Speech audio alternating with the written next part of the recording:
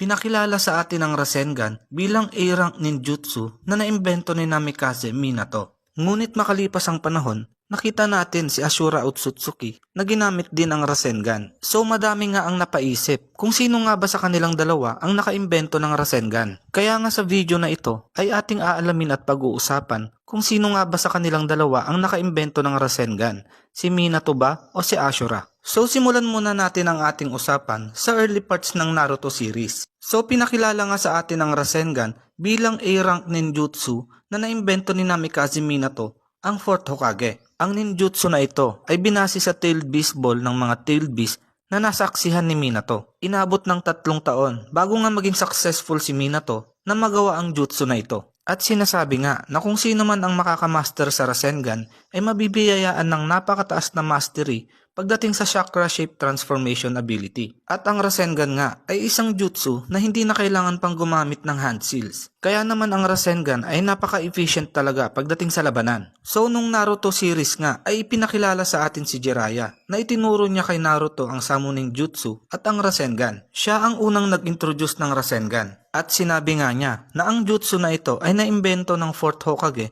na si Minato Namikaze. Pero bakit nga ganon? Kung si Asura ang unang nakagawa ng Rasengan, ay bakit si Minato ang sinasabing nakaimbento ng jutsu na ito? Well,